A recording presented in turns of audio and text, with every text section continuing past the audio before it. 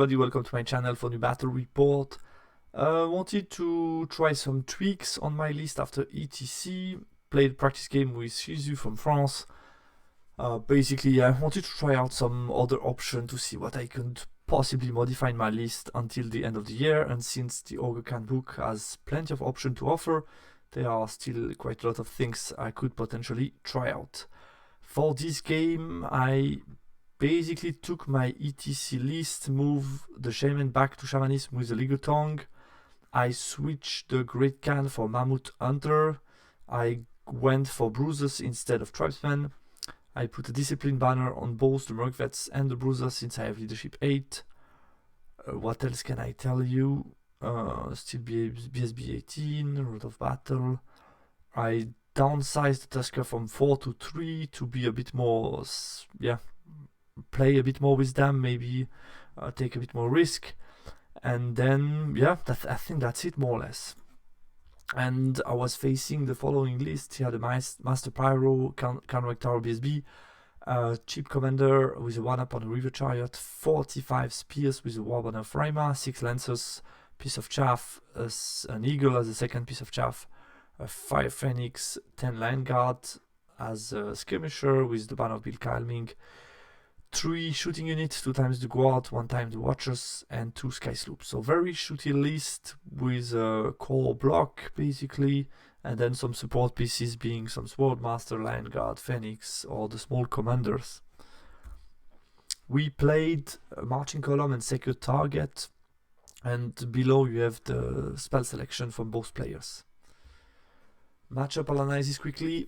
Yeah, it's a shooting heavy Highborn Elves list, so I was quite happy to try practice against this type of list because, as I mentioned, after my ETC I really wanted to improve a bit my gaming against this type of list. Marching Column, Secure Target, I would be happy to start as often when you drop 3 drops.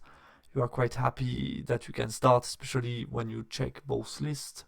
And also, I would really be happy to place my token second to put it as close as possible. My Hunter isn't afraid of anything in close combat, but has to be careful from his range damage.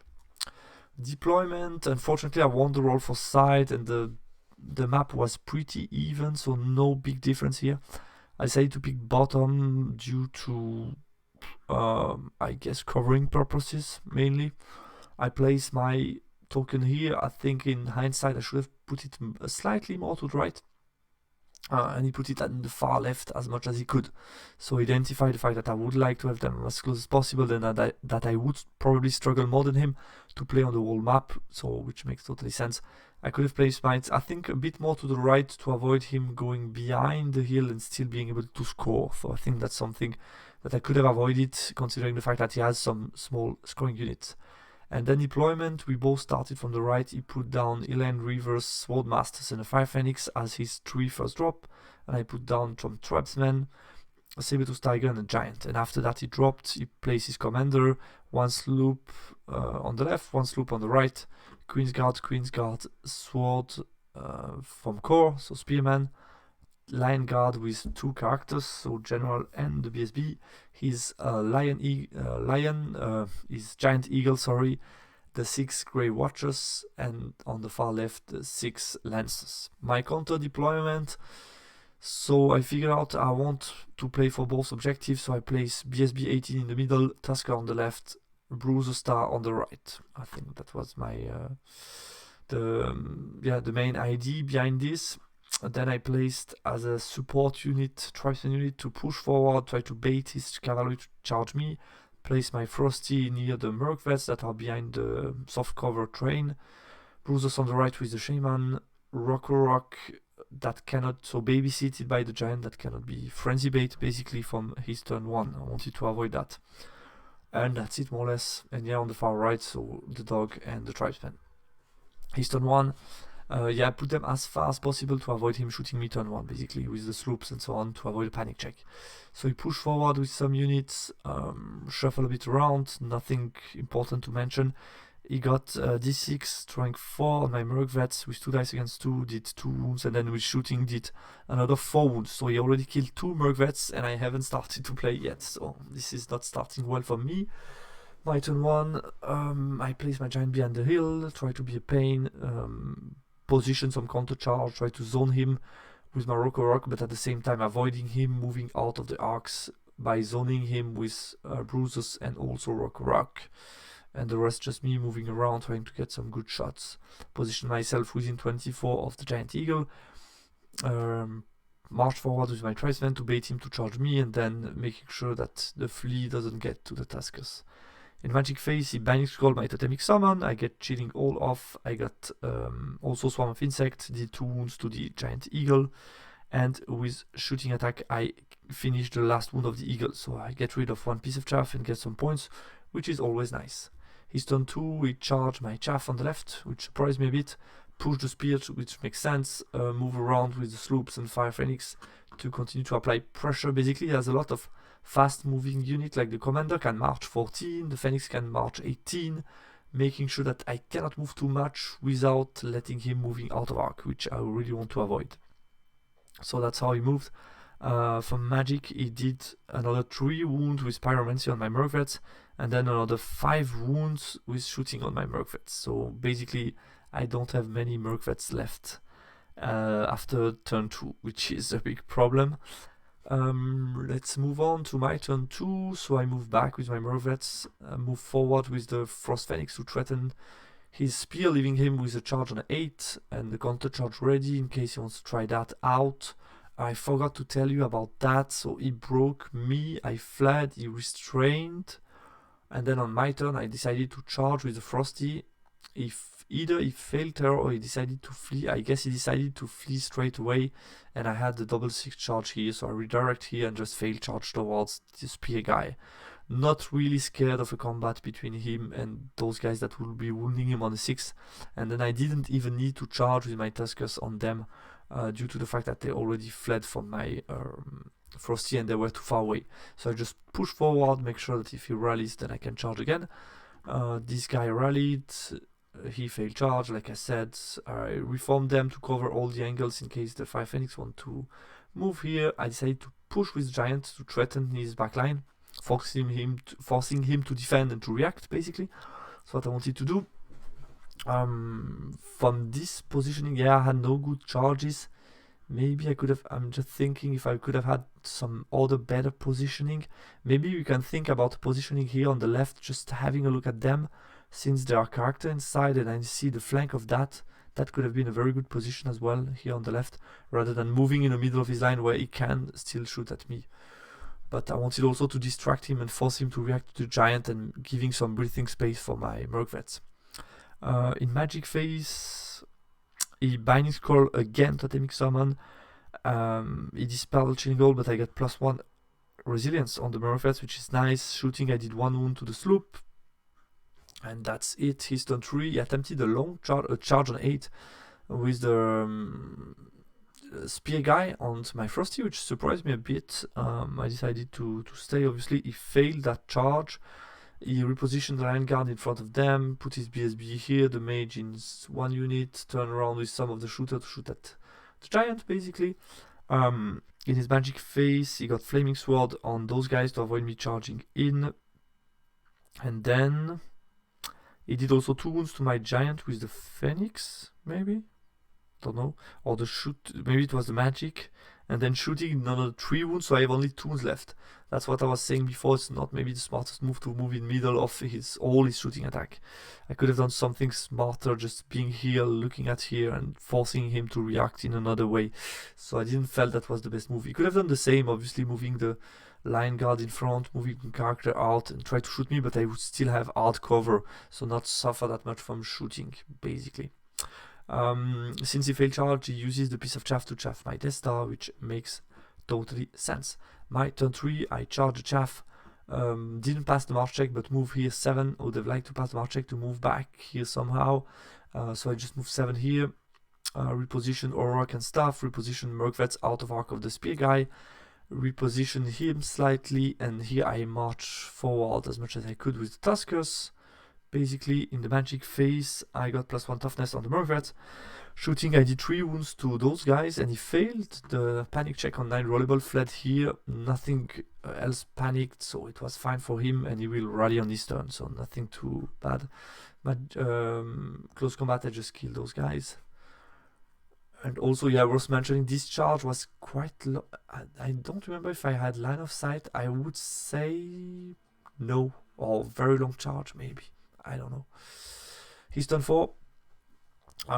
He charged with Sword Masters against the giant that fled over here. Reposition Lion Guard here, Phoenix here, and yeah, just reposition his battle line. Those guys move back away from my Tuskus. And I just, yeah, forgot to mention, I decided to hide him on the last turn. Basically, I'm trying to go for the spot, but late in the game. Don't need it now. In the magic phase, he got Hereditary in... What else? 2d6 strength 4, did 3 wounds to my bruisers, I guess. Some shooting, did another wound. I Binding Scroll, Flaming Sword, because I figure out I have some charge on the 9 Swift Stride, and this one is automatic. I felt that could be quite interesting. So I decided Binding Scroll, Flaming Sword, and Dispel +1 strength and go for it on the next round. I really wanted to see that. And he also did 2 wounds to my Hunter with some shooting from the sloop. Starting to do wound on him is bad news for me because they are expensive wounds. My turn, I went int, I succeed with my charge on the 9 Swift Stride, which is good. I march with the Tuskus as much as I could, reposition him in 2 turns to go for the objective. Reposition those guys, reposition the Frosty to continue cover. So I felt between here, the left and the middle, I'm such in a good position. I just rallied Giant on 8 rollable to chaff him. But what I was saying is I was just such in a good position here on the left and the middle. I felt that's already most likely a huge blow to his game plan. Possibly I could go through, so I felt that's enough. I don't need really to take risk. Could have used him obviously and try to push forward, but I felt with only 4 wounds left, if he charged me, there is a risk that he breaks me basically. Magic phase. I had a small card, I tried Break the Spirit on him, I failed, and then he Dispel +1 Resilience, which is very bad news for him. Shooting, I killed 2 Sword Masters, he passes panic check, and then close combat, I kill a good amount of him, he did like 8 wounds back, and he passes Steadfast on 8 rerollable, basically, because he rallied his BSB in the meantime to get a reroll here. His turn, so he charges with the Lion Guard into my Giant, reposition the Phoenix to block me in case I get free from combat, that I cannot charge freely everywhere, which is smart. Reposition him to chaff my Tuskus, and is going to focus all his shooting at my Tuskus. Here we're in combat, he has no overrun onto the main combat, obviously. Repositioned him to threaten me, basically. In the magic phase, he got +1 strength on the sword guy. I Dispel Big Flaming Sword, and then he shot at my Tuskus, did exactly what he needed to make a panic check, 8, no reroll, fail it, I flee through the ruin, lose a couple of DTs, there is 1 guy left on 2 wounds, I will rally on half leadership, which I will not manage until the end of the game, spoiler alert. Very annoying, but that could happen. And then close combat, he killed the Giant obviously, and here he made 15 wounds to me, and I did like 6 or 7. Auto break, which I didn't expect at all. I felt 10 attack from him, thunder stomps, some attack and stomp, but yeah, 15 wounds, that's a lot, and he auto breaks me. Didn't run me down. He tried to pursue the main unit, obviously didn't run me down because I was Swift Stride and he was not. But whoa, how did that happen? Basically, if you look beginning, so my 4, you say, okay, that's the game here, is under big pressure. And then 1 turn after, we are like this. What the fuck did happen? So I use my Tiger here. Luckily for me, I rally on half leadership. Didn't rally him. He's going to continue to flee. I'm going to give those points. I need to reposition the... I was going to push. Obviously, that was going to be the point where when I could push a bit more. But now I need to defend. So I move him back. Make sure that he cannot chaff me in any way. That I can charge in a straight line. So if he charges a Tiger... He cannot charge with them against the Tiger. That's not possible charge. I'm breaking here the straight line, so he cannot charge any of this with the Lion Guard. And then if he charges me with the Spear guy, he can overrun onto the Shaman's unit, but then I can charge with Murkvats plus the rock, which should be enough. So that's my plan. Basically, I have nothing better to do. Magic Phase, I get Break the Spirit on them, which is very good. And then on his turn, going to charge me, lose like 9 guys on the Break the Spirit, move these guys to the flank, move here, try to block me from go for the objective, and reposition with the rest. Magic Phase, he gets some wounds on the bruises. I think he's going to kill this unit. One of these units he killed, basically. Included the shaman died, I think the bruises too, and those guys were alive. He killed the dog, reformed to block the frosty, and on my last turn I will charge with them against the commander. That is not so good when he's not charging. I will manage to just suffer 1 wound, and I have a charge, and I think he even lost by 1, if I'm not mistaken. But he passes that, so I get 1 scoring, he has 1, so we tied here, and here I march, I get this one. So I win on secondary objective. I'm going to kill those guys as well, and that's going to be it more or less, and he's going to get those points basically. And I don't rally the Tusker. So here I think I made something wrong. Didn't get the Merc Vets, so maybe half, but then he got the full bruises, I guess. He got the Shaman plus the General, obviously, a Tiger, the Tuskers, and Giant. I think that's it more or less. And on the left we have what I've got for him. It should be a 10-10. I don't know if we click here. I think we make a clicking mistake somehow, but I don't think it changed too much the score. But basically that's what happened. So yeah, interesting game, plenty of action. Post-game analysis. So I was the second token was far away, which was not ideal. I suffered to maintain leadership rerollable on the whole board. Deployment, yeah, I wanted to play for both, so it dictated the placement of the Mervets that suffer a lot against his shooting attack. So that was definitely not the best placement for them. Highborn Elf forgot a bit about the secondary. I felt on the right he had more scoring unit than me. He could have brought the Queen's Guard a bit sooner to try to get second unit behind the hill. On the micro level, I didn't expect to bounce in such way against Pierce. It's funny because during the battle I told him, yeah, I have bad memories against Pierce. I have bounced so many times, and here I'm like, yeah, Frost Mammoth plus the Tribesman charging, a lot of impact and so on. And I didn't do so much, and second round I auto break, which is, I've put like 1,500 points, 1/3 of my army, and I bounced. So that was for me somehow a bit unexpected, but definitely happened. I should have picked Hereditary in spell selection. I think that was huge, because if I would have been able to split my dice in Magic, do Hereditary or +1 toughness, basically I was making sure, since he had no Binding Scroll left, that he would be wounding me on 6 up. And then I should be fine, because first round 6 up, I don't suffer so much casualties. Second round 5 up, I'm still fine. So that would have happened that way. Hunter didn't do much to cover the right flank. It wasn't the perfect matchup for him to shine, because so many shooting. And I think on those 3 Tuskers, if I play them again, I need to put a Discipline banner, because basically they are going to be far away. I think BSB 18 is not a must-have in this list, but Discipline banner on the 3 Tuskers to have some freedom seems necessary. So guys, that's it for this battle report. I hope you liked it. Small training, always interesting to try out some new units, to try more.